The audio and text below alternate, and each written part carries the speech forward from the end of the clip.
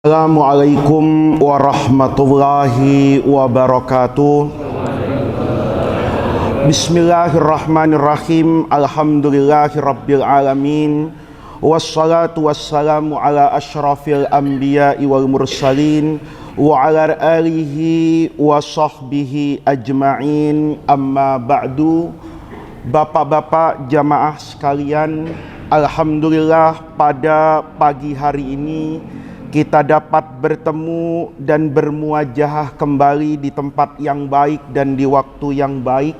Tentu seperti disampaikan oleh pengurus Masjid Jami' Sa'adatul Muslimin, bahwa pengajian pada pagi hari ini dikhususkan untuk menjawab beberapa pertanyaan yang disampaikan. Saya minta tentunya kepada Ustadz Fauzi untuk memimpin dan mengatur jalannya pengajian pagi hari ini, atau membacakan pertanyaan yang sudah disampaikan oleh para jamaah. Silakan Ustadz Fauzi.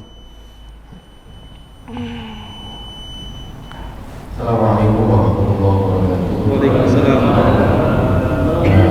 Baik, kepada para jamaah sekalian, mohon maaf pada hari ini yang akan dijawab pertanyaan oleh guru kita adalah pertanyaan dari jamaah yang sudah dikirimkan baik via surat atau kertas atau via WA kepada pengurus.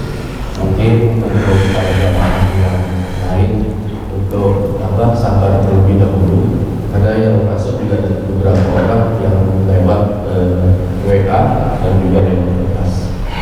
Mungkin yang pertama, kita langsung saja memberikan waktu.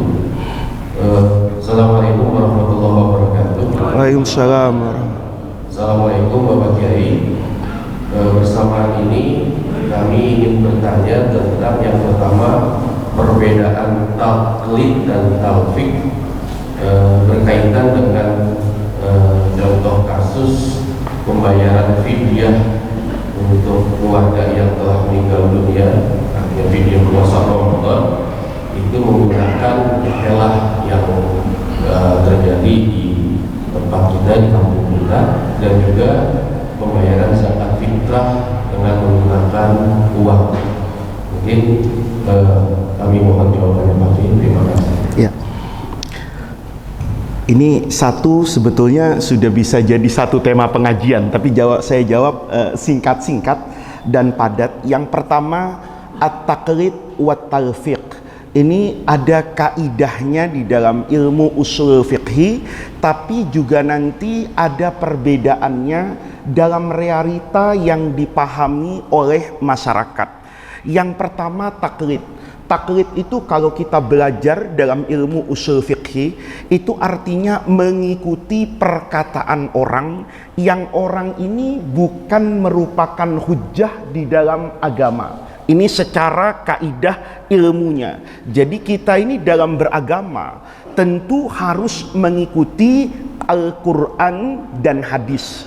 Quran itu adalah firman Allah, hadis itu adalah sabda Nabi Muhammad Sallallahu Alaihi Wasallam. Jadi saya beragama itu ikut kata siapa? Kata Allah. Saya beragama itu ikut siapa? Ikut kata Rasulullah. Sekarang kalau Bapak beragama ikut kata saya, nih, ikut kata Imam Syafi'i, ikut kata Imam Abu Hanifah. Ini secara normatif. Imam Abu Hanifah misalnya, Imam Syafi'i misalnya, atau guru-guru turun terus sampai saya, ini bukan merupakan orang yang bisa dijadikan apa ini? Dalil. Nah, tetapi kemudian ini dipahami secara serampangan. Serampangan itu kemudian hari ini orang bilang kita ikut Quran hadis, jangan ikut ulama. Kita ambil langsung dari Quran dan hadis, jangan ikut madhab Imam Syafi'i. Ini sebetulnya adalah sesuatu yang berbeda dengan apa yang dimaksudkan tadi. Gambarannya begini Bapak-bapak, saya dalam beragama itu kan ikut kata Allah dan kata Rasulullah Shallallahu Alaihi Wasallam. Perkataan saya pribadi, saya ngajar di masjid ini misalnya, kemudian bapak bertanya, Ustadz hukumnya ini apa? Saya jawab misalnya haram, maka bapak tidak berhenti di sana kan? Bapak kemudian bertanya lagi kepada saya, apa dalilnya? Kenapa haram? Beda kalau dulu kita misalnya itu jadi sahabatnya Nabi, gurunya langsung Rasulullah Shallallahu Alaihi Wasallam. Maka saat bertanya, misalnya Sayyidina Abu Bakar, Sayyidina Umar, Sayyidina Abu Hurairah, ya Rasulullah, hukum ini apa? Dijawab sama Rasulullah, haram. Bapak nggak bertanya toh kalau kenapa haram ya Rasulullah? Dalilnya apa? Singkatnya kata Nabi, dalilnya saya, gitu loh. Karena saya adalah utusan Allah, sehingga perkataan Rasulullah itu menjadi hujjah, menjadi dalil. Kalau perkataan saya enggak, karena saya di dalam agama ini fungsinya ustadz, kiai, habib, imam syafi'i, sehebat apapun, fungsinya itu hanya memindahkan hukum Allah. Nah, memindahkan hukum Allah dari Quran dan hadis itu tentu tidak semudah yang dibayangkan orang. Ada Quran, ada hadis. Ini secara sederhana, orang tetap butuh yang namanya ulama. Ada Quran hadis, orang pasti butuh yang namanya guru. Apa contohnya? Bapak mau buka Quran, itu cara baca Qurannya. Ada ilmu yang namanya ilmu apa itu? Tajwid. Ilmu tajwid itu harus dibaca dengan talqin, pakai guru. Kalau nggak pakai guru nanti bahaya. Gunnah, mendengung. Begitu mendengung, bayangannya suara lebah, ngeng gitu. Gimana caranya ya membaca Quran pakai apa ini? Mendengung. Nanti misalnya ada iqlab, misalnya ada idhar, misalnya ada mat tobi'i, ada macam-macam. Itu pasti butuh siapa itu? Butuh ulama. Kemudian bapak lihat ayat Quran. Ayat Quran nggak usah yang lain, yang setiap hari kita pakai, misalnya wudu. Idza qumtum ilas sholati faghsilu wujuhakum. Bapak mesti bertanya, yang namanya wajah menurut Al-Quran itu yang mana saja? Maka nanti bapak kemudian yang enak tuh kayak kita sekarang, sudah begitu banyak buku apa ini? Fikih. Kata Imam Abu Hanifah, definisi wajah itu ini. Kata Imam Syafi'i yang termasuk wajah itu adalah ini. Nanti pindah, faghsilu wujuhakum wa aydiyakum ilal marafiq. Ini yang namanya tangan, ilal marafiq itu ila. Itu artinya yang namanya ini termasuk atau tidak termasuk. Karena orang Arab juga berbeda pandangan terhadap apa ini? Ila. Ada ila itu artinya intihail ghayah, batas. Kalau saya bilang sapu masjid ini dari meja saya sampai ke shaf kedua. Apakah shaf kedua itu termasuk atau shaf kedua itu menjadi batasan dari perintah saya? Ada orang yang mengartikan ila itu intihail ghayah.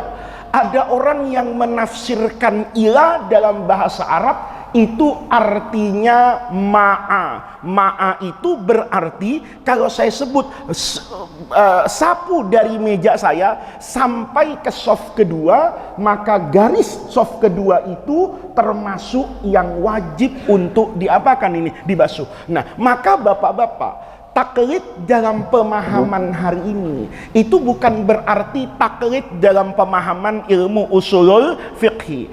Taklid yang jadi perselisihan orang itu boleh nggak sih saya ikut perkataan Imam Syafi'i, saya baca kitab misalnya Fathul Qorib, saya misalnya baca kitab Matan Takrib misalnya, kemudian saya beragama itu ngikutin kitab ini. Kan dia mulai dari air itu.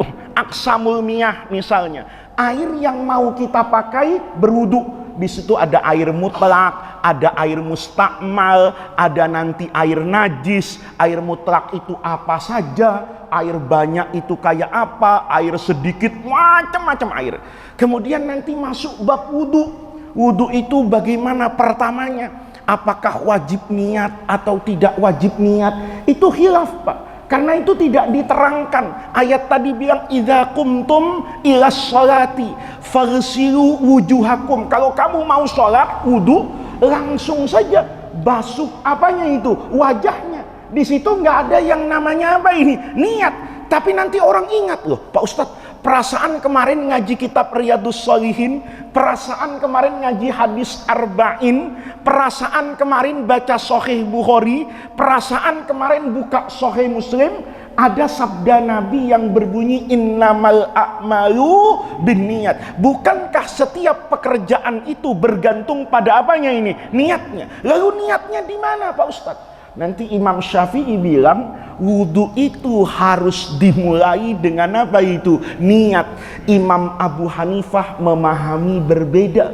Kata Imam Abu Hanifah, yang wajib niat itu kalau ibadahnya mahdoh, tidak bisa dicerna oleh akal. Kenapa subuh 2 rakaat, kenapa isya 4 rakaat, maka itu wajib apa itu? Niat. Tapi kalau ibadah yang ghairu mahdoh, ma'kulatul makna, kayak wudhu dengan mandi yang mengandung artian kebersihan, maka tidak usah menggunakan, tidak wajib menggunakan apa ini? Niat. Nah, dari sini bapak-bapak kita tahu betapa tidak berdayanya saya kalau harus menguasai semua apa ini dalil. Di sini kemudian ulama yang kita ikuti ahlus sunnah wal jamaah itu membagi tingkat-tingkatan manusia. Imam Syafi'i itu hukumnya haram bertaklid. Kenapa? Karena Imam Syafi'i punya kemampuan untuk memahami Quran dan hadis. Yang pertama, hafalan Quran. Ini kadang-kadang ya kita ini hafalnya masih juz amma jadi mufti gitu loh. Nah, ini repot ini ya. Makanya betul, Pak. Nah, imam kita ini baru hafalan ayat Quran seingat-ingatnya. Katakan hafal Al-Baqarah saja. Nggak usah kulhu, hafal Al-Baqarah saja. Apa cukup untuk menjawab pertanyaan? Ya nggak cukup, Pak. Maka yang pertama, Imam Syafi'i itu haram. Kenapa? Hafal Quran. Yang kedua, pengetahuannya terhadap hadis itu mumpuni.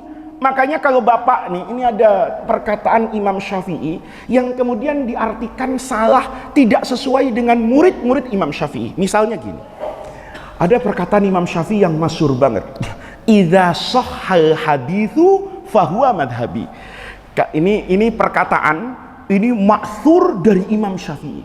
Kalau ada hadis yang sahih, maka itu adalah madhab saya.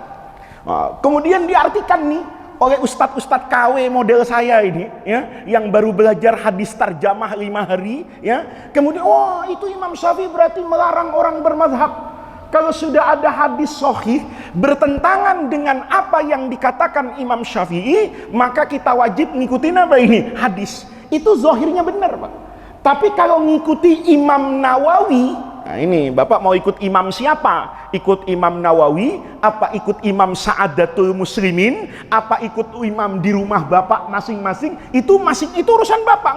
Saya nggak mau wajib memaksa Bapak. Tapi tentu Bapak bisa memilih kan, saya ikut yang mana? Tentu yang memiliki kemampuan dan kehebatan. Bapak ke dokter misalnya, milih-milih kan? Saya harap dokter tidak tersinggung ini. Ada dokter umum, ada dokter yang baru tamat, ada dokter yang baru praktek, ada dokter spesialis, ada dokter subspesialis, ada dokter yang sudah profesor, ada profesor yang sudah 20 tahun misalnya, spesialisnya menjadi. Tentu Bapak akan ikut yang mana itu? Ikut yang memiliki kapabilitas keilmuan toh. Kata Imam Nawawi dalam kitab Majmu' Syarah Muhadzab itu, bukan berarti Imam Syafi'i itu mengatakan, oh kalau ada hadis yang sahih tinggalkan saja. Tapi kita harus yakin dulu nih, bahwa hadis yang kita ketahui itu juga diketahui Imam Syafi'i. Kalau hadis yang kita tahu itu juga diketahui oleh Imam Syafi'i, kemudian hukumnya berbeda, itu jadi pertanyaan itu. Ya, hadisnya saya tahu, Imam Syafi'i tahu. Imam Syafi'i ke kanan, saya ke kiri. Nih. Bapak ikut yang mana? Ini kita kadang-kadang kurang rendah hati dalam berilmu dan beragama. Kalau tahu hadis sahih, yang hadis itu tidak dijadikan dalil oleh Imam Syafi'i, seolah-olah yang tahu hadis itu saya, Imam Syafi'i nggak tahu. Itu penyakit, Pak. Ya, jadi kata Imam Nawawi, perkataan Imam Syafi'i itu harus dicerna utuh. Benarkah hadis yang saya temukan itu tidak ditemukan oleh Al-Imamu Asy-Syafi'i? Kalau itu yang terjadi, boleh diartikan bahwa Imam Syafi'i menjadi salah karena tidak melihat hadis itu. Tetapi kalau kita pelajari bahwa Imam Syafi'i juga membaca ayat tersebut, mengetahui hadis tersebut, kemudian pemahamannya Imam Syafi'i ke kanan, saya ke kiri, jangan-jangan saya yang kurang ilmu, saya yang kurang wawasan, Imam Syafi'i yang lebih apa ini? Lengkap. Jadi di sini bapak-bapak, taklid itu bisa haram kalau levelnya kayak Imam Syafi'i. Kenapa haram? Karena nggak mensyukuri nikmat Allah. Jadi orang pinter, punya segala-galanya, kok masih ngikutin orang, nggak mau belajar, nggak mau meneliti, lalu otak dan akalnya itu dipakai apa? Kan dipakai tidur, Pak. Maka orang yang kayak Imam Syafi'i, Imam Abu Hanifah, itu karena dikaruniai nikmat. Kan ini logika agama, Pak. Di mana nikmatnya semakin besar, pertanggungjawabannya semakin besar, Pak. Bapak nih misalnya rajin sholat tapi kaya, itu masuk surganya belakangan, Pak. Dites sholatnya beres, tapi kata yang ada di dua, Pak, yang satu sholatnya, ini dua orang nih, sholatnya sama-sama khusyuk, yang satu kaya, yang satu miskin. Ini masuk surganya siapa yang duluan? Ya, kalau soal surganya tinggi, bisa jadi yang kaya lebih tinggi, bisa jadi yang kaya rajin bersyukur, rajin infak, yang miskin rajin ngomel, itu masuk neraka, Pak, gitu. Tapi miskin ngomel itu masuk neraka gitu. Tapi kalau misalnya secara sama-sama, Pak, sama-sama normal baik, yang kaya baik dalam kekayaannya, yang miskin baik dalam kemiskinannya, ubudiyahnya benar kepada Allah, yang masuk duluan pasti yang miskin, Pak. Yang kaya itu ditanya dulu, kekayaanmu dapat dari mana? Dapatnya beres masih ditanya. Fima afnahu, dipakai kemana? Kalau orang miskin masuk surganya cepet, Pak. Wong truk kosong, ya kan? Yang ditimbang di jembatan timbang itu truk ada isinya. Jadi kalau Bapak lihat itu di jalanan itu, kan ada jembatan timbang dulu itu. Ya, truk-truk itu kalau lewat harus diapakan tuh? Timbang, takut tonasenya melebihi beratnya, nanti lewat di jembatan, jembatannya ambruk. Maka ditimbang truknya. Yang ditimbang itu truk yang Masya Allah, kalau sudah bawaannya berat, itu yang namanya DLL AJR dulu itu semakin rewel itu. Kenapa? Mana berat. Tapi kalau truk kosong, apalagi nggak ada baknya, Pak, bukan cuma kosong itu, masih baru itu, nggak ada bak belakangnya, itu cepat betul jalannya. Kenapa? Truk kosong.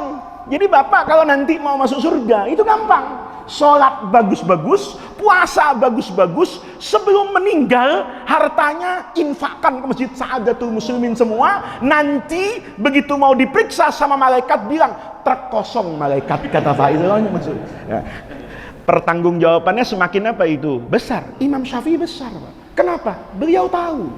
Karena tahu, ayo berdalil. Kalau saya, ya nggak enak aja nanti, Pak. Ya Bapak tuh enak aja, ikut rombongan. Ini, Pak. Lihat, Bapak kalau masuk taman safari sendirian, itu repot, Pak. Beli tiket sendiri, bertanggung jawab sendiri. Tapi kalau ikut rombongan, misalnya masjid ini kaya nanti, oh yang rajin ngaji setahun ini, nanti habis lebaran diajak ke taman safari. Wali Songo dulu, ya kan? Ziarah jangan tahu-tahu ke masjid kemana? Ke Taman Safari ya? Nggak, Wali Songo dulu. Terakhir melihat keindahan ciptaan Allah, macan-macan itu masuk ke Taman Safari. Bapak yang rombongan ini 200 orang yang biasa ngaji di Masjid Sa'adatul Muslimin itu nggak diperiksa, Pak. Yang diperiksa siapa? Ketua masjid nih, Pak Hermawan. Dihitung itu bener nggak 200? Nanti kamu rombongan, kamu rombongan, kamu rombongan. Begitu rombongan-rombongan, beli tiketnya 200. Dihitung sama petugas Taman Safari, yang masuk 205. Yang ditanya Bapak apa Pak Hermawan? Nggak ada, Bapak dikejar. Saudara belum bayar. Rombongan, kan gitu. Saudara, rombongan. Yang diminta ke penuh siapa? Kepala rombongan. Maka taklid itu kayak gitu, Pak. Taklid itu sederhana saja. Sekarang taklid yang kita perselisihkan itu bukan taklid yang ada di ilmu usul fiqh, tapi dalam realitas masyarakat berhadapan dengan orang-orang yang anti mazhab. Nah, ini Pak, ada orang yang anti apa ini? Mazhab. Kembali kepada Quran dan boleh. Ya, boleh, Pak. Asal memiliki kemampuan. Bapak sakit mau operasi, Masya Allah. Kalau pasang ring jantung ini mahal di dokter. Gimana kalau dioperasi sendiri? Bisa enggak? Bisa. Bapak beli aja bukunya. Di YouTube juga ada tuntunannya macam-macam. Nah, Bapak periksa jantung Bapak sendiri, Bapak operasi sendiri, insya Allah Pak, Bapak sehat walafiat, tapi nggak pulang ke rumah, pulang ke rahmatullah.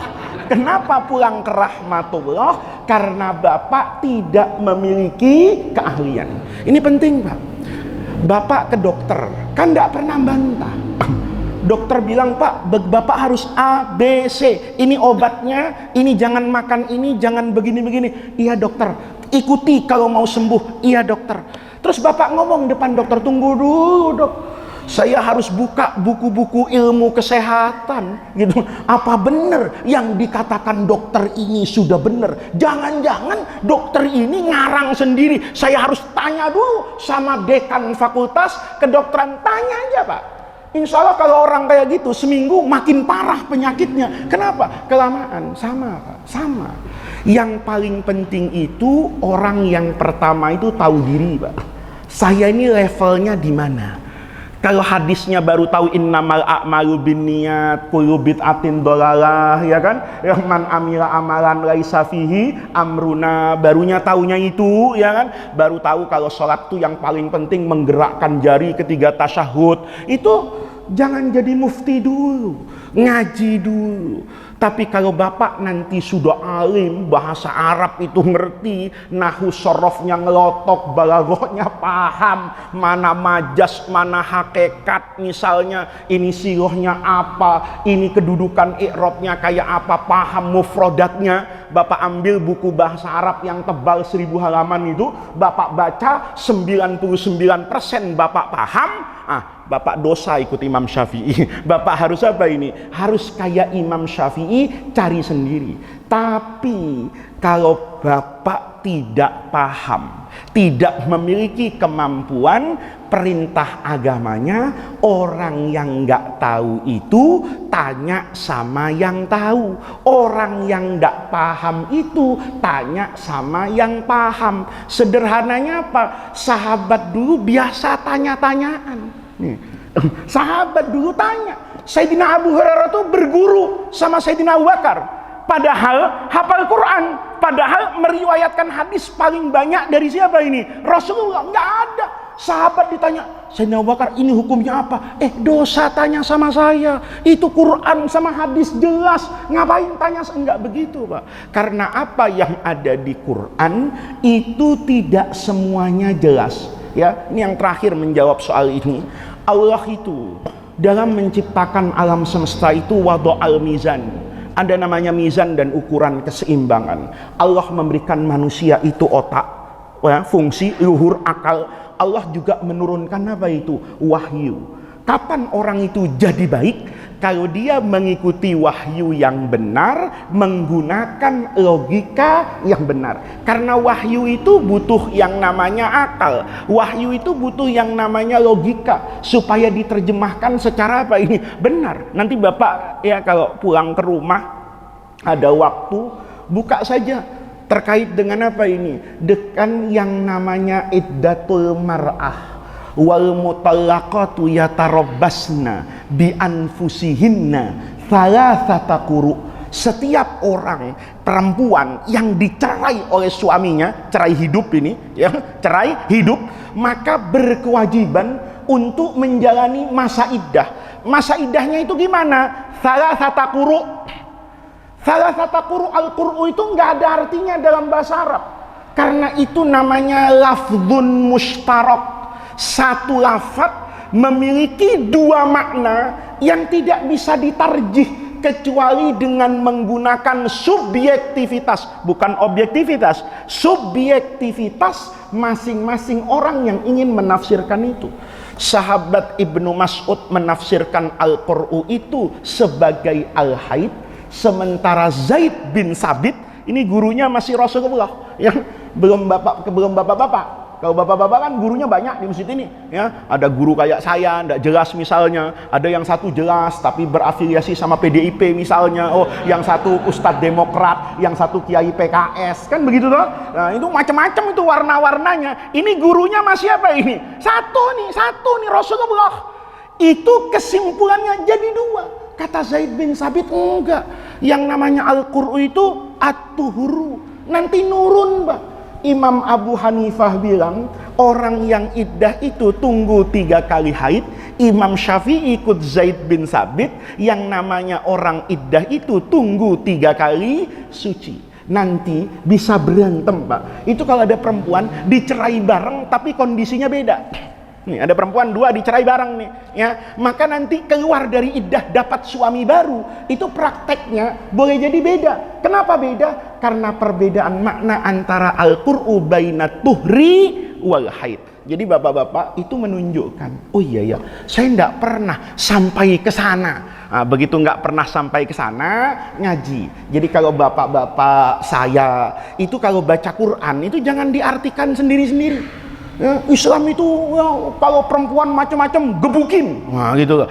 Kapan ayat gebukin itu ada? Tafsirnya siapa? Ketika fadribuhu, baca semua hadis. Yang pertama hadis Ummul Mukminin Aisyah radhiyallahu anha. Rasulullah itu seumur hidupnya tidak pernah mukul istrinya.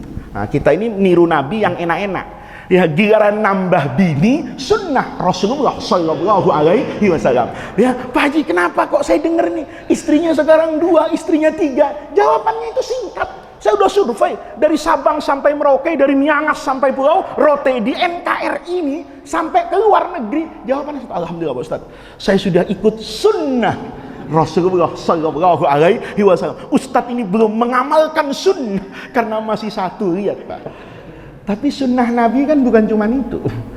Perilaku, kata Ummul Mukminin Aisyah, Nabi itu tidak pernah marah itu sampai mengeluarkan kata kotor yang menyakitkan istrinya, apalagi memukul istrinya secara apa ini? Fisik. Maka Bapak lihat buku-buku hadis itu. Dalam hadis itu dikatakan yang dibolehkan oleh agama seorang suami itu memukul istrinya bukan nampar, bukan KDRT, itu namanya ad-darbu ghairul mubarrah. Atha bin Abi Rabah, murid utama Sayyidina Ibnu Abbas, itu ditanya, wa mad-darbu ghairul mubarrah, itu yang dimaksud memukul tanpa menyakiti apa? Mukul pakai siwak, bukan mukul pakai tiang jemuran, ya. Nih Pak, ya, mukul pakai Bapak pernah punya siwak enggak? Beli di luar Batang Pak, 10.002, ya kan? Itu siwak. Ya Bapak gebukin aja orang tuh, ya. Mungkin capean yang gebukin dari yang digebukin. Kalau mukulnya pakai apa ini? Siwak. Lihat Pak, imam yang lain mengatakan Al-Buhuti, apa tidak tahu perintah Quran itu, tapi dia memahami perintah Quran itu dengan menggunakan akal dan hati. Kata Imam Al-Buhuti, wal aula, yang lebih afdol itu tarkud darbi, jangan sampai kalau berantem itu sampai memukul, ibqaan lil mawaddah, supaya mawaddah, rahmah dan sakinahnya itu bisa terjaga. Itu namanya memahami Quran bukan dengan satu ayat. tapi memahami Quran dengan menggunakan ayat lain, dengan menggunakan hadis lain, dengan melihat perilaku Rasulullah secara utuh. Jadi di sini Pak ya, taklid itu boleh buat siapa? Buat kita semua. Ya, karena taklid itu agama sudah mateng. Kalau baca Quran dan hadis, Bapak mau wudhu lihat Quran hadis, belum tentu itu benar. Mungkin ayat itu ada ayat yang khos. Mungkin ayat itu hanya menceritakan wajib-wajibnya wudhu, belum menceritakan sunanul wudhu yang sunnah-sunnah. Tapi kalau Bapak baca kitab kayak di Indonesia Fathul Qorib, itu sudah berlandaskan Quran dan hadis menurut pemahaman Imam Syafi'i, menurut pemahaman madhabnya Imam Syafi'i. Pemahaman orang lainnya tidak apa-apa, tapi apa Bapak punya waktu untuk mempelajari pemahaman semua orang? Sederhana aja Pak, kita baca Quran itu pakai qiraat hafaz kok ya, padahal qiraah itu banyak sekali, tapi apa kita bisa memahami qiraah sab'ah itu? Qiraah yang satu aja tajwidnya masih lari-lari, ya kan? Apalagi semuanya. Maka ambil yang kita mampu, belajar di situ. Jadi kalau ada orang bilang kembali kepada Quran hadis, itu dikatakan kepada Imam Syafi'i benar, tapi kalau kepada masyarakat umum kembali kepada Quran dan hadis itu artinya kembali kepada ulama yang memiliki otoritatif kemampuan untuk memahami Quran dan hadis. Orang awam tuh kewajibannya Pak, itu bukan melihat apa yang ada di Quran secara langsung dan hadis, nggak tahu. Ini kadang-kadang orang awam, ini ayat ini ayat mutasyabih, ini ayat ini khos, ini hadis doif, ini ya Allah, mat tabi'i aja nggak tahu dia bagi kayak gitu. Kewajiban orang awam itu Pak sama dengan Bapak ketika mencari dokter. Nih Bapak sakit, dokternya milih-milih nggak Pak? Milih. Rumah sakitnya milih kok. Maka Bapak kemudian bilang, saya kalau ke dokter maunya ke rumah sakit A bukan ke rumah sakit B. Nanti di rumah sakit A milih lagi Bapak, saya milih dokternya 1, 2, 3. Saya ikut madhabnya Imam Syafi'i. Rumah sakit, dokternya banyak nih. Ada Fathul Qorib, ya, ada Fathul Wahab. Udah banyak kitab nih. Apa yang Bapak sempat, Bapak pakai. Kenapa? Karena semua madhab itu pasti berlandaskan Quran dan hadis menurut pemahaman masing-masing ulama. Ini yang pertama. Yang kedua, talfik. Talfik ini ada pemahaman benar, ada pemahaman salah sama Pak. Talfik itu menggabung-gabungkan antara pendapat begitu banyak ulama dalam satu bangunan, katakan ibadah misalnya, tapi niatnya cari yang enak. Jadi talfik itu misalnya nih imam yang terakhir Pak, kan Imam Abu Hanifah dulu, Imam Malik, Imam Syafi'i, Imam Ahmad. Yang paling enak nih Imam Ahmad belakangan Pak. Karena yang depan nih udah ada contohnya nih. Setelah sudah ada contoh dari 3 imam ini, Imam Ahmad kemudian berijtihad karena punya kemampuan. Tiba-tiba ada pandangan Imam Ahmad yang mirip Imam Abu Hanifah pada satu sisi, tapi mirip Imam Syafi'i pada sisi yang lain, tetapi itu dibangun karena pemahaman beliau dari Quran dan hadis. Kalau talfik yang dilarang itu model saya. Beli buku Pak, bermacam-macam. Begitu beli buku bermacam-macam, ada fikihnya Imam Abu Hanifah, ada fikihnya Imam Malik, ada fikihnya Imam Syafi'i, ada fikihnya Imam Ahmad. 4 ini saya mix, saya jus jadi satu, tapi saya ambil yang gampang-gampang. Misalnya wudhu tadi deh, balik. Imam Abu Hanifah tidak mensyaratkan adanya niat, tapi basuhan kepala itu lebih besar area yang harus dibasuh dari pendapatnya Imam Syafi'i yang membolehkan hanya pada bagian kecil di rambut. Jadi kalau mazhab Imam Syafi'i Pak, wudhu itu tidak usah buka peci, ya kan? Cukup Bapak ambil air gini kan saja, itu udah sah.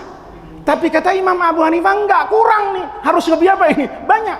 Maka Bapak kemudian pikir, wah ini enak nih, niatnya ikut Imam Abu Hanifah, rambutnya ikut Imam Syafi'i, kakinya ikut Imam Sa'adatul Muslimin. Nah, itu namanya talfik. Paham Pak? Yang kayak gitu itu hukumnya apa itu?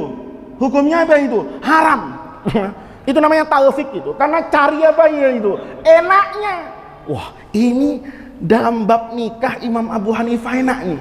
Tidak mensyaratkan adanya apa itu? Wali. Gitu loh. Tapi nanti maharnya, saksinya, ya ikut mazhabnya imam siapa ini? Itu namanya talfik. Ini yang pertama Pak. Ya. Jadi ini talfik dengan taklid. Talfik itu tidak boleh buat kita. Tapi taklid itu boleh buat kita. Bapak tidak boleh talfik. Nggak boleh baca yang macam-macam, kemudian Bapak ramu sendiri. Kewajiban Bapak ikut sama guru. Jadi kalau gurunya ke kanan, Bapak ikut ke kanan. Jangan bantah guru, karena Bapak tidak memiliki kemampuan yang sama dengan kemampuannya guru. Bapak pasien ikut dokter. Kapan boleh Bapak membantah dokter? Kalau Bapak jadi dokter, gitu loh.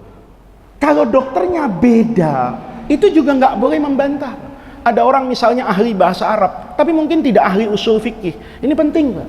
Jadi kalau Bapak sekarang ini orang selalu bilang yang penting itu hadis-hadis, enggak. Hadis itu penting untuk mengetahui ini sahih, hasan, dhaif. Tapi ilmu usul fikih itu juga tidak kalah penting.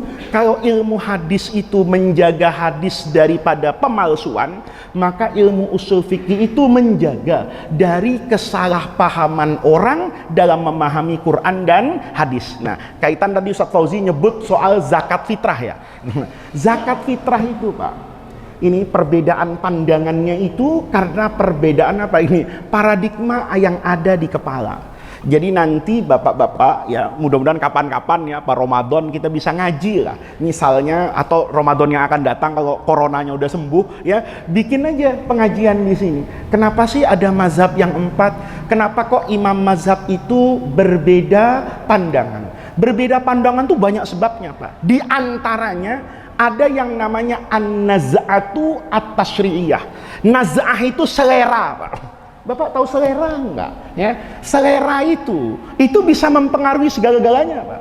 Coba orang Jawa seleranya manis.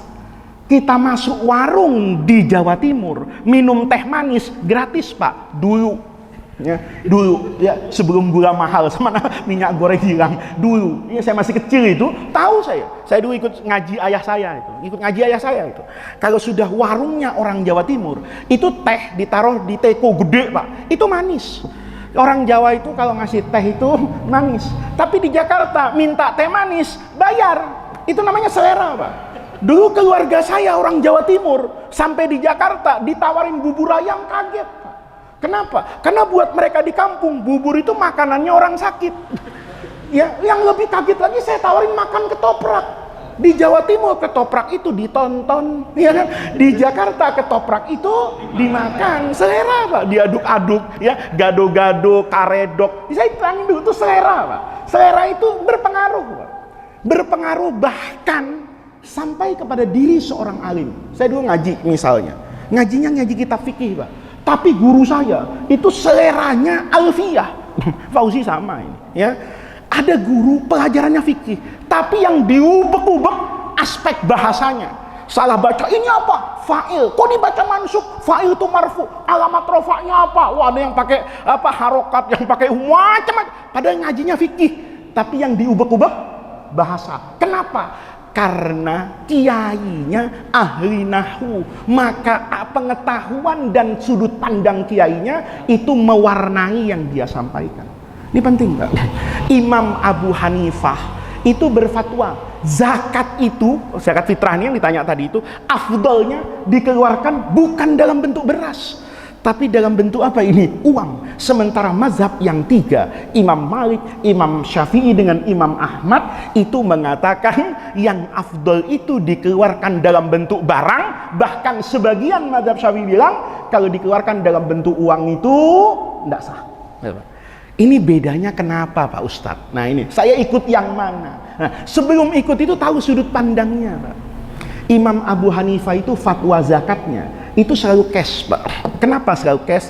Karena beliau hidup berbeda dengan imam yang tiga ini. Teori ekonomi Imam Abu Hanifah di pasar-pasar itu sudah menggunakan uang, karena beliau hidup di Irak, di mana di Irak itu ada peradaban Persia. Sementara yang ini tiga itu masih banyak hidup di Hijaz, yang waktu itu transaksinya barter. Tahu barter, Pak?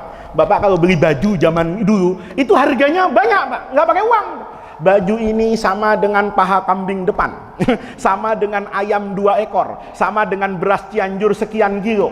Nah, artinya apa? Orang punya barang dengan punya uang, manfaatnya sama. Kenapa manfaatnya sama? Karena komoditas utama itu berfungsi seperti uang. Kurma, gandum, anggur itu menjadi komoditas acuan, di mana harga barang ditentukan dengan barang-barang yang menjadi komoditas utama. Imam Abu Hanifah bilang enggak. Saya sudah pakai apa ini? Uang. Kalau orang miskinnya dikasih barang, kasihan. Kalau nanti dia butuh uang, maka barangnya harus diapakan itu? Dijual. Karena dia tidak mungkin membeli barang dibayar dengan barang. Dia membeli barang dibayar dengan apa ini? Uang. Maka zakat fitrahnya dia punya 1 malam 1 ton. Tapi nggak punya kecap, nggak punya gas, minyak goreng lagi, iya kan? Ini repot gimana? Dia jual berasnya. Yang rugi siapa? Yang rugi orang miskin. Yang untung siapa? Orang kaya, pedagang beras. Karena beras misalnya yang 1 kilo 20.000, kalau itu berupa zakat fitrah diterima oleh orang miskin, orang miskinnya bawa ke pasar, orang pasarnya tahu ini orang dapat zakat fitrah, nggak mungkin diberi 20.000, ditawar separuh aja ya 10.000, udah untung loh, kan gitu kan. Lu juga kagak modal, lu dapat dari masjid Hadatul Muslimin kan. Nah, itu yang melatar belakang. Jadi Bapak tahu hukum halal dan haram itu penting. Tapi lebih penting lagi, Bapak tahu latar belakang. Kenapa yang ini berfatwa seperti ini, kenapa yang ini berfatwa seperti itu. Imam Abu Hanifah dalam zakat, bukan cuma zakat fitrah, Pak. Dia selalu ingin bahwa, karena kehidupan juga berbeda, Pak. Binatang di Madinah, Imam Malik, itu dengan binatang zaman Nabi itu nggak beda-beda jauh. Binatangnya itu aja sekampung. Tapi Imam Abu Hanifah hidup yang mungkin dia nemu binatang lain, nggak disebut dalam hadis, tapi kalau nggak kena zakat rasanya nggak adil. Ayo Bapak coba kijang, bukan Innova, kijang apa itu? Kijang yang di NTB banyak itu, dengan kambing mirip nggak, Pak? Oh, mirip. Tapi Bapak punya kambing 40 ekor, Bapak wajib mengeluarkan apa itu? Zakat 1 ekor. Bapak punya kijang 40 ekor, nggak wajib zakat kecuali dijual. Kalau nggak dijual, Bapak ternakan, nggak ada zakatnya. Apa alasannya? Nggak ada, Pak Ustadz, zakat kijang. Saya cari-cari di hadis, di buku fikih, yang nggak ada, sampai kiamat kurang 2 hari juga nggak ketemu. Tapi kata Imam Abu Hanifah nih, Pak, saya jelasin dulu supaya nanti Bapak tahu ya, bahwa ulama itu sudut pandangnya luas. Berbeda-beda itu sah saja, karena memang begitulah agama memberikan akal dan logika serta sosiologi keadaan kepada masing-masing umat. Kata Imam Abu Hanifah, saya baca hadis ini tentang zakat, kok beda-beda ya standar kaya. Lihat nih, Bapak misalnya nih punya kambing tadi 40 ekor, nisabnya. Bapak tahu nisab ya? Batasan minimal. Kalau sapi 20 ekor. Kalau unta 5 ekor. Nih, Imam Abu Hanifah ini mikir, Pak. Dia kritis gitu, bukan liberal. Bukan, tapi mencoba ada apa di balik ini gitu. Unta, sapi, kerbau, kalau dipakai lebaran Idul Adha itu sama, Pak. Bapak motong unta cukup 7 orang, Bapak motong sapi cukup 7 orang, Bapak motong kerbau cukup 7 orang. Tapi kalau zakat kok beda ya? Unta nih baru 5 wajib zakat. Anehnya zakatnya bukan unta, kambing. Lihat nih, Pak. Tapi kalau sapi tunggu 20 baru wajib keluarkan apa ini? Zakat anak sapi yang masuk tahun kedua itu. Nanti kalau kambing itu tunggu 40. Imam Abu Hanifah karena transaksinya biasa pakai duit, mikir dia nggak usah unta dulu lah, Pak, yang nggak ada di sini, yang sapi sama kambing. Kambing tadi 40, sekarang kambing berapa ya seekor? Saya soalnya nggak pernah beli kambing, Pak, dikasih sering ya kan, tapi beli kambing nggak pernah. Berapa kambing nih? Panitia kurban tahu 3 juta nggak dapat ya sekarang? 3,5 juta. Ya 3 juta ya, katakan 3 juta lah, katakan 3 juta yang ukuran kayak gitu. Kalau kambing itu nisabnya 40, kali 3 juta, berarti modal orang itu berapa? 120 juta. Kalau bapak punya uang 120 juta, tapi uang kekayaan, kalau bapak punya kekayaan nilainya 120 juta rupiah, tapi dalam bentuk kambing 40 ekor, maka bapak sudah dicap oleh agama sebagai wajib zakat. Nah, ini kayak Bu Sri Mulyani, Direktorat Jenderal Zakat. Ini petugas zakat ini, ya. Tapi saya berharap tidak ada mafia zakat. Cukup mafia itu mafia pajak. Ya. Jangan sampai ada mafia zakat sampai di Masjid Sa'adatul Muslimin. Malu saya sebagai guru. Nah, ini Bapak, kalau saya ini negaranya dulu zaman Sayyidina Umar, kan ada Direktorat Jenderal Zakat. Maka saya petugas zakat nih. Begitu orang saya, kamu punya kambing berapa?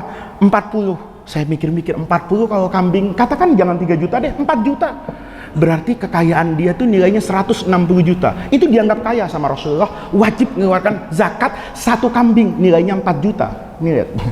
Tapi kalau punya sapi, bapak dianggap kaya itu lebih dari 160 juta. Sapi berapa sekarang misalnya? Harganya 20 juta. Ya kalau sapi 10 juta kan nggak tega motongnya Pak, ya kan? Sapi 10 juta, fakir miskinnya 200 orang. Ya udah, ya bingung itu baginya. Sapi yang wajar itu 20 juta. Kali 20, keluar angka berapa Pak? 400 juta. Lihat Pak, Bapak punya sapi 10, ya nggak wajib zakat. Padahal kalau sapi 10 itu jadi uang, Bapak lebih kaya dari yang punya 40 ekor kambing. Lihat nih. Nggak pernah mikir kayak gitu kan Pak? Nggak pernah, karena nggak pernah zakat juga segitu kan gitu. Ya, saya baru mikir Pak Ustadz, kalau sapinya saya punya 20, nanti saya cuma ngitung zakat tapi nggak bisa ngeluarin dong. Saya nggak punya sapi, punya juga ayam 3, kemarin udah dipotong PPKM kan gitu. Nah, bapak-bapak, ya, lihat nih Pak. Dari situ Imam Abu Hanifah itu mikir, oh, jangan-jangan sapi itu yang dimaksud bukan sapi, tapi ukuran hewan tertentu. Nih Bapak kalau nanti baca mazhab Imam Abu Hanifah, sapi, kambing, ya, beras, kurma, itu tidak diartikan letterlek kambing Pak, tapi disebut sebagai kriteria. Jadi kalau ada binatang nih, saya juga nggak pernah sih ngukur kambing. Kambing itu tingginya berapa Pak? Ada semeter? Nggak ada ya? Ya udah, ya saya juga nggak tahu. Kalau ada pakar bandot boleh bantu saya ini ya. Jadi tingginya sekian, panjangnya sekian, beratnya antara sekian sampai sekian. Kata Imam Abu Hanifah, semua orang yang punya binatang bukan kambing tapi memiliki kriteria yang masuk kepada kambing, maka dia wajib mengeluarkan apa ini? Zakat seperti zakat kambingnya. Nanti menentukannya gimana? Dilihat dari bilangan ekornya, kalau harganya sama, atau dilihat dari nilainya tadi. Bapak punya rusa sampai 160 juta. Tadi kalau Bapak punya kambing 40, berarti 160 juta. Bapak wajib zakat satu kambing harganya 4 juta. Maka kata Imam Abu Hanifah, semua orang yang punya binatang dengan kriteria kambing nilainya 160 juta, dia wajib memberikan manfaat kepada orang lain senilai 4 juta. Karena nanti yang namanya kijang itu bukan kambing. Nanti Bapak lihat lagi di Sulawesi ada namanya anoa. Bapak lihat lagi di Afrika, itu dagingnya lebih mahal dari daging sapi. Namanya burung unta. Badannya kayak sapi, kepalanya kayak burung. Itu binatang yang paling unik tuh Pak. Dia kalau takut, kata orang, itu kepalanya dimasukkan ke dalam badannya. Jadi kalau dia takut ngelihat apa-apa, dia tutup begini. Artinya apa? Yang penting gua nggak ngelihat. Dia pikir kalau dia nggak ngelihat, bahaya itu nggak ada.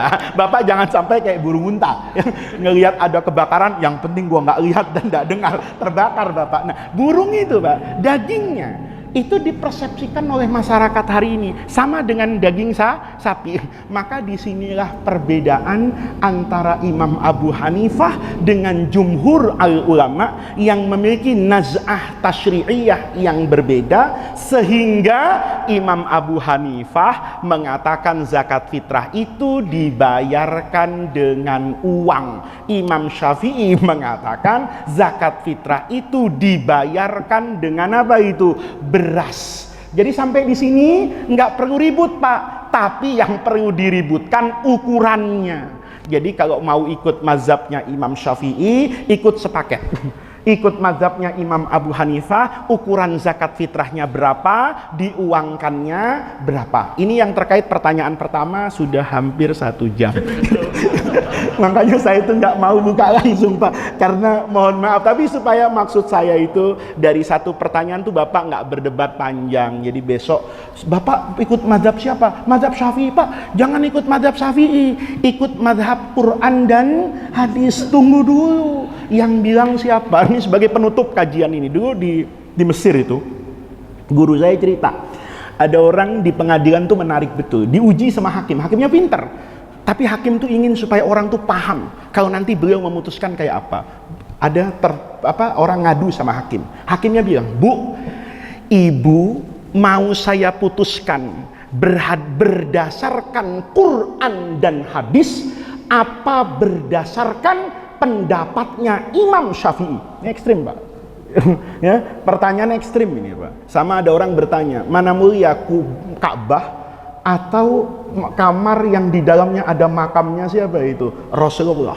Ya, itu Bapak nanti perdebatannya kapan-kapan lah ya. Ini ekstrim Pak. Ya, pertanyaannya. Hakim tuh nanya, "Ibu, mau saya putuskan ini berdasarkan Quran dan hadis atau saya putuskan berdasarkan pendapatnya Imam Syafi'i?" Ibu tadi jawab, "Saya kepengen masalah saya diputuskan dengan pandangan Imam Syafi'i." Hakim itu bilang, "Ibu, celaka ibu beragama. Masa ibu lebih memilih perkataannya Imam Syafi'i daripada firman Allah dan sabda Nabi?" Nih kalau orang separuh pinter, separuh bego, kacau di sini Pak. Ya. Tapi kalau orang pinter, nanti kayak ibu tadi, "Iya Pak Hakim, saya lebih memilih perkataan Imam Syafi'i karena saya yakin bahwa apa yang dikatakan Imam Syafi'i itu berdasarkan pemahaman Imam Syafi'i dari Quran dan hadis, dan itu lebih meyakinkan buat saya dari pemahamanmu terhadap Quran dan hadis." Selesai Pak ya? Udah nggak ribut-ribut lagi ya Pak ya? Jadi kalau Bapak nanti, "Oh ini menurut Syekh ini begini," menurut, nggak apa-apa. Kan Bapak juga punya imam. Kalau Bapak, ya kayak Bapak lah. Kalau istrinya cantik kan nggak tergoda Pak. Ya kan? Nggak tergoda. Ya tergoda juga kalau udah lama-lama gitu ya. Bapak kalau istrinya cantik betul, aduh, wah itu cakep. Ah enggak lah, saya udah nyaman dengan istri saya. Sama Pak. Beragama juga gitu. Kalau Bapak sudah nyaman, benar, mazhab Imam Syafi'i itu diakui dunia. Artinya Bapak kemana-mana, nama Imam Syafi'i itu ada. Tapi Bapak kemana-mana, nama Faiz nggak ada. Ada cuma di Masjid Sa'adatul Muslimin ini, ya masjid lain belum tentu kenal saya. Kata orang, "Ini kata Faiz." Mungkin masjid tetangga masjid ini bilang, "Faiz siapa itu?" Katanya gitu. "Oh itu guru yang ngajar." Kasih tahu, ya kan? Gua udah ngaji Fathul Qorib, Faiz masih pakai pempes, kan begitu tuh. Nah iya toh Pak, sah-sah aja. Tapi kalau Imam Syafi'i itu dipelajari di semua fakultas, dipelajari di semua masjid. Imam Abu Hanifah, jadi buat kita ini saya nggak bisa berhenti Pak, karena kalau soal itu kepengen ya. Jadi Bapak dalam beragama ini kuncinya Pak, yang pertama, kerjakan yang benar dan sudah biasa. Kalau Bapak tahu ada kebenaran lain tapi tidak biasa, maka Bapak kerjakan kebenaran yang sudah biasa dikerjakan oleh semua orang. Di masjid ini kunutan Pak. Saya mohon maaf ya, tolong dibuat SK lah ya Pak Hermawan ya, bahwa semua yang mau jadi imam di Masjid Sa'adatul Muslimin wajib baca kunut. Ya, terus orang bilang, "Oh Faiz ini nggak ngerti agama," gitu kan, yang gampang begitu. Kunut itu kan muhtalaf, betul, muhtalafun fihi. Tapi kalau di sini misalnya besok pagi nggak kunutan, ribut nggak Pak?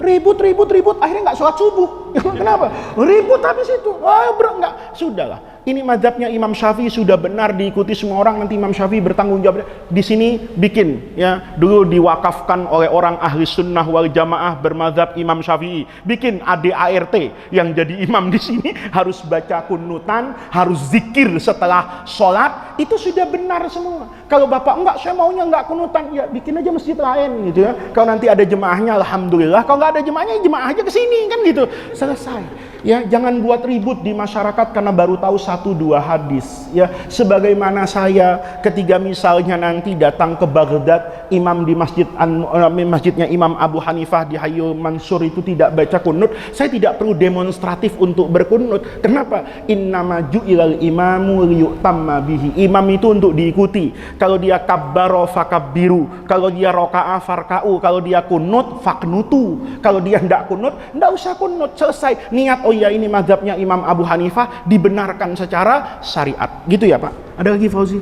Banyak yang masih. Iya, tapi maksud saya sudah nggak usah berantem. Ini kapan-kapan kita ingat ya Pak Hermawan ya, saya janji lah ya, mudah-mudahan Allah kasih umur panjang ya, kita bisa belajar apa itu al-madzhabul arba'ah, apa sejarahnya, usul madhabnya, teorinya, yang UUD-nya lah, Pancasilanya masing-masing mazhab ya. Dipilih yang agak-agak pendek mungkin, atau yang diperlukan setiap hari misalnya. Satu lagi aja ya, sudah hampir jam 7. Apa ini?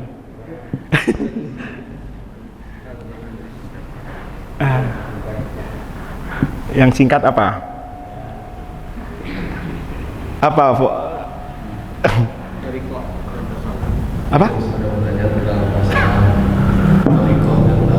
Wah, ini panjang lagi nih. Nanti kita jelaskan yang ada. Tapi gini aja singkatnya, 1 menit saya jawab Pak. Tasawuf itu sama dengan ilmu yang lain. Kan ilmu itu ada yang berdasarkan Quran hadis. Dari Quran lahir ilmu tafsir, dari Quran lahir ilmu asbabun nuzul, dari ilmu hadis, hadis itu ada ilmu diroyah, ada riwayat, riwayat itu melahirkan ilmu mustalahul hadis. Oh saya tahu nih hadis sahih, hadis doif, hadis hasan, nanti sahih lidatihi, sahih lighairi, terus nanti anwa'ud dha'fi itu apa, mursal, munqati, mu'dhal, macam-macam.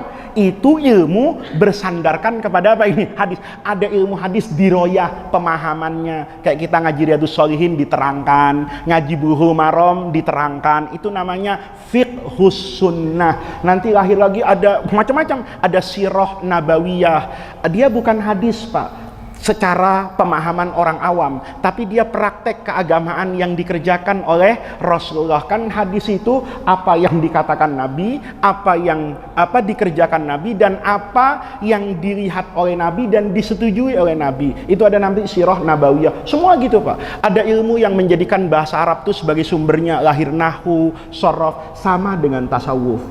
Tasawuf itu adalah ilmu yang bertujuan untuk tasfiyatul qalbi ya, itu bahasanya Imam Junaid al-Baghdadi.